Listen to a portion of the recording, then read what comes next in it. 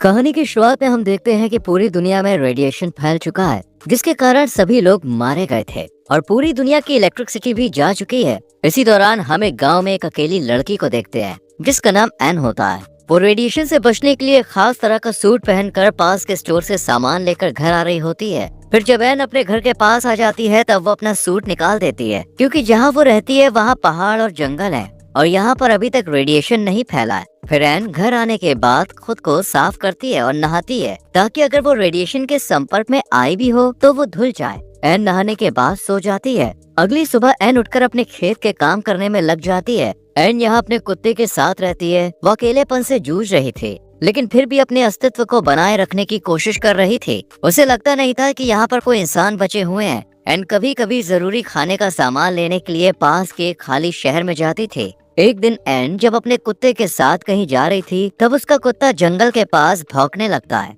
N छुप कर देखती है कि उसके जैसा एक और सर्वाइवर जिंदा है, जो रेडिएशन से बचने के लिए खास तरह का सूट पहना हुआ है। वो अपने बचाव के लिए सुरक्षित जगह की तलाश में भटक रहा था, जहाँ रेडिएशन अभी तक ना फैला हो। इस आदमी का नाम जॉन होता है। उसे लगता है कि इस जगह पर हवा और पानी रेडिएशन के कांटेक्ट में नहीं आया है, इसलिए वो अपना सूट निकालता है। तब उसे खुली हवा में सांस लेकर काफी अच्छा महसूस होता है, क्योंकि यहाँ तक रेडिएशन फैला नहीं था। एन जॉन का छुप कर पीछा करती है और उसे एक झील में नहाते हुए देखती है, पर एन उसे झरने से जल्द ही बाहर आने को कहती है, क्योंकि उस पानी में रेडिएशन फैला हुआ है। जॉन पहले तो उसे देखकर डर जाता है, पर एन उसे समझाती है कि वो उसे नुकसान नहीं पहुँचाएगी और उसे जल्दी से पानी से आने को कहती है। ये सुनकर जॉन डर के मारे बाहर आ जाता है, पर तब तक वो रेडिएशन के संपर्क में आ चुका था और उसकी तबीयत खराब होने लगती है। जॉन उल्टी करने लगता है और जैसे तैसे अपनी वैन तक आता है। वो वैन के अंदर से इंजेक्शन निकाल कर लगाने की कोशिश करता है, पर उसकी हालत काफी खराब होती है, इसलिए वो इंजेक्शन नहीं लगा पाता। तब वो एन को इंजेक्शन लगाने को कहता है। एन उसे इंजेक्शन लगा देती है। जॉन की तबीयत ठीक नहीं थी, इसलिए एन उसे अपने घर लेकर आती है, पर उससे पहले वो उसे साफ करती है और खुद भी नहाती है। एन कुछ दिनों तक जॉन को दवाइयाँ देती है और उसका ख्याल रखती है। एन भगवान से प्रार्थना भी करती है कि जॉन जल्दी से ठीक हो जाए, क्योंकि एन बहुत समय से अकेली रह रही थी। अब वो अकेली नहीं रहना चाहती थी। कुछ दिन के बाद जॉन ठीक होने लगता है। वो एन से उसका ख्याल रखने के लिए शुक्रिया अदा करता है। जॉन एन को बताता है कि वो इंजीनियर है और सरकार के बंकर में काम करता था, इसी कारण वो इस भयानक आपदा से बच पाया। पर कुछ समय बाद उसे बंकर से निकलना पड़ा, क्योंकि उसका खाने का सामान खत्म हो गया था और फिर वो पैदल यहाँ तक आया था। जॉन आगे एन से कहता है कि ये जगह पहाड़ों और जंगलों से घिरी हुई है, इसलिए यहाँ अभी तक रेडिएशन नहीं आया है। एन धार्मिक होती है। वो जॉन से कहती है कि भगवान ने ये जगह उनके लिए बनाई है। एन आगे जॉन को अपने परिवार की फोटो दिखाते हुए बताती है कि वो यहाँ अपने माँ, पिता और छोटे भाई के साथ रहती थी। अब वो लोग रेडिएशन से बच गए थे। उसके माता पिता इस हादसे में बचे सर्वाइवर्स को ढूंढने चले गए थे, पर जब कई दिनों तक वो नहीं आए तब एन का छोटा भाई अपने माता पिता को ढूंढने चला गया, पर अभी तक कोई भी नहीं लौटा है। अगले दिन एन खेत में काम कर रही होती है, जहाँ वो सब्जियां उगाती है। उसे देखकर जॉन भी उसके कामों में उसकी मदद करता है। वो एन को लोकल पेट्रोलियम पंपों से डीजल भरने में मदद करता है और लंबे समय से बंद पड़े ट्रैक्टर को डीजल से चलाता है। रात में ये दोनों खाना खाते हैं। जॉन एन से कहता है कि वो यहाँ आकर काफी खुश है और उसे पता था कि दुनिया में ऐसी कोई जगह जरूर होगी जहाँ रेडिएशन नहीं पहुँचा होगा। एन भी जॉन के साथ खुश थी, क्योंकि उसे अब अकेले काम नहीं करना पड़ेगा और उसे अकेले भी रहना नहीं पड़ेगा। साथ ही एन जॉन को अब मन ही मन पसंद करने लगी थी। अगले दिन एन पास के तालाब से मछलियाँ पकड़ रही होती है। फिर वो मछलियाँ पकड़ कर लाती है और जॉन मछली पकाता है। एन उससे कहती है कि सर्दियाँ आने वाली हैं, इसलिए हमें खाना स्टॉक करना होगा, क्योंकि ठंड में खेत सूख जाएगा और हमें काफी दिक्कत होगी। और अब हम 2 लोग हैं, जिस वजह से हमें ज्यादा खाना जमा करना होगा। एन चाहती है कि घर में करंट आ जाए, ताकि सर्दियाँ आने से पहले घर का फ्रीजर चालू करके वो स्थानीय तालाब से मछलियाँ पकड़कर उन्हें स्टोर कर सके। और अगर घर में बिजली आ जाएगी तो उन्हें अंधेरे में नहीं रहना पड़ेगा। यहाँ जॉन को एन से पता चलता है कि उसके पास एक जनरेटर है जो काफी समय से बंद पड़ा है, इसलिए जॉन उस जनरेटर को ठीक करने की कोशिश करने लगता है, पर काफी देर तक कोशिश करने के बाद भी उसे सफलता नहीं मिलती है। तभी जॉन के दिमाग में एक आइडिया आता है। वो एन से कहता है कि हम झरने के पानी की मदद से हाइड्रो इलेक्ट्रिक व्हील से बिजली प्राप्त कर सकते हैं, पर इसके लिए उन्हें लकड़ी के एक बड़े पहिए की जरूरत पड़ेगी। जॉन को पास में एक चर्च दिखाई देता है जो लकड़ियों से बना था। जॉन लकड़ी का पहिया बनाने के लिए चर्च को तोड़ने के लिए एन से पूछता है। इस पर एन इसे तोड़ने से मना कर देती है, क्योंकि वो धार्मिक होती है और इस चर्च में उसके पिता काम करते थे, जबकि जॉन भगवान पर भरोसा नहीं करता था। और उसे ज्यादा साइंस पर यकीन है। जॉन भी एन को निराश नहीं करना चाहता था,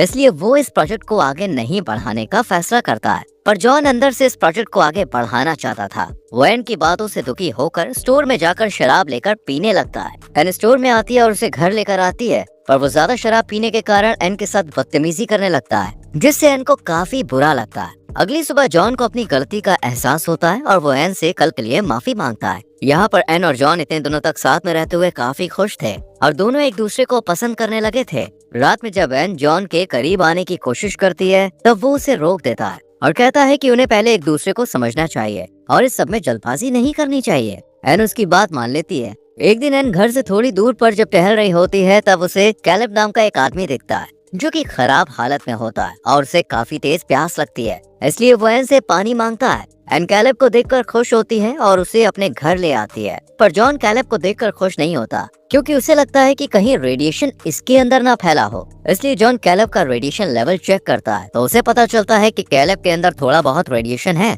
इसलिए वो उसे बाहर ही कैंप लगाकर रहने को कहता है, क्योंकि फिलहाल उसे आराम की जरूरत है। पर एन जॉन से कहती है कि हम कैलेब को इस हालत में बाहर नहीं छोड़ सकते, हमें कैलेब को घर के अंदर बुला लेना चाहिए। जॉन उसकी बात मानकर कैलेब को घर के अंदर बुला लेता है। फिर कैलेब उनके साथ खाना खाता है। खाने के दौरान कैलेब जॉन से पूछता है कि तुम रेडिएशन से कैसे बचे और यहाँ पर कैसे आए। इस पर जॉन बताता है कि जब रेडिएशन फैला तो सरकार के बंकर में था जहाँ वो काम करता था, पर जल्द ही उनका खाना खत्म हो गया, इसलिए उसे बंकर से बाहर आना पड़ा। एक दिन जब वो अपनी वैन से आगे बढ़ रहा था, तब उसने एक बीमार छोटे लड़के को देखा जो रेडिएशन के संपर्क में आने की वजह से दर्द के मारे तड़प रहा था। उस लड़के ने उससे कहा कि वो उसे मार दे ताकि वो इस रेडिएशन के भयानक दर्द से मुक्त हो सके, लेकिन वो उस लड़के को मार नहीं सकता था, इसलिए वो उस लड़के को छोड़कर आगे बढ़ गया था। और फिर जब वो वहाँ से आगे बढ़ रहा था, तब रास्ते में उसकी मुलाकात एन से हुई। इसके बाद जॉन एन से कहता है कि एक बात है जो मैं तुम्हें काफी पहले ही बताना चाहता था, लेकिन मैं तुमको बताने से डर रहा था। वो उसे अकेले में बताता है कि उसे लगता है शायद जो छोटा लड़का उसे खुद को मारने के लिए कह रहा था,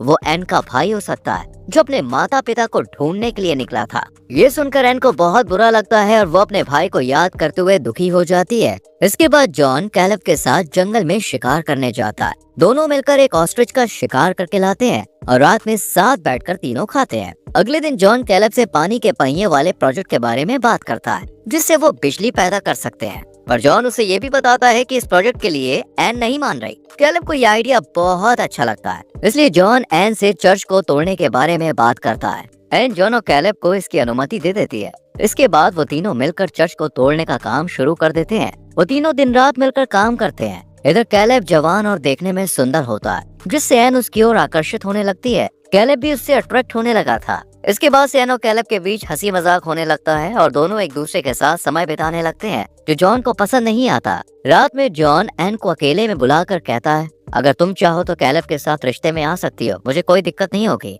लेकिन ये सुनकर एन बिना कुछ कहे वहाँ से चली जाती है, क्योंकि एन को समझ में नहीं आ रहा था कि वो किसके साथ रहे, क्योंकि उसे जॉन और कैलेब दोनों ही पसंद थे। इसके बाद से जॉन और कैलेब के बीच बातचीत बहुत कम हो जाती है। जॉन अब कैलेब से जलने लगता है और एन को उसके साथ देखना नहीं चाहता है। इसी बीच पानी का पहिया तैयार हो जाता है। इस खुशी में वो तीनों रात में घर में पार्टी करते हैं। पार्टी के बाद वो पास की झील में नहाने जाते हैं और बहुत मजे करते हैं। नहाने के बाद जॉन एन से कहता है कि वो उसे पसंद करने लगा है, लेकिन एन कोई जवाब नहीं देती है, क्योंकि कहीं ना कहीं वो कैलेब को पसंद करने लगी थी। घर आने के बाद जॉन दुख में बहुत ज्यादा ड्रिंक कर लेता है और सो जाता है। एन कैलेब के पास जाती है और दोनों करीब आ जाते हैं। अगली सुबह जब जॉन उठता है तो देखता है कि एन और कैलेब अब एक कपल की तरह बर्ताव कर रहे हैं। ये देखकर जॉन को बहुत बुरा लगता है और वो समझ जाता है कि कल रात इनके बीच जरूर कुछ हुआ होगा। इसके बाद जॉन और कैलेब पहिए को फिट करने के लिए जाते हैं और वो इसे अच्छे से फिट कर देते हैं, जिससे दोनों बहुत खुश होते हैं। फिर जब कैलेब सूट पहनकर रस्सी पकड़कर झरने से ऊपर चढ़ रहा होता है, तब उसका पैर फिसल जाता है,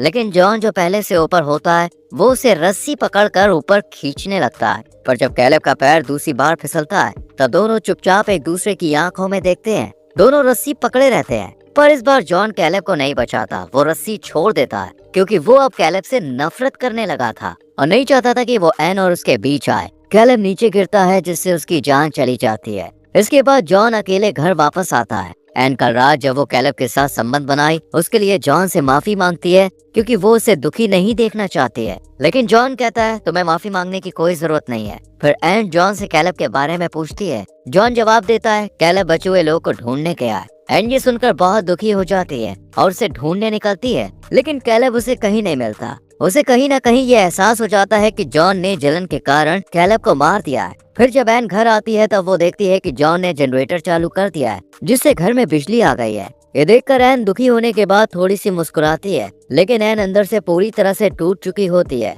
वो कैलेब को याद करते हुए पियानो बजाने लगती है। वो गहरी उदासी में पियानो बजा रही होती है और इसी दौरान वो जॉन की ओर देखती है। इधर जॉन जो भगवान पर यकीन नहीं करता था पहली बार भगवान से प्रार्थना कर रहा होता है और अपने गुनाहों के लिए माफी मांग रहा होता है। इसी के साथ ये मूवी खत्म होती है। दोस्तों आपको क्या लगता है, जॉन को माफी मिलनी चाहिए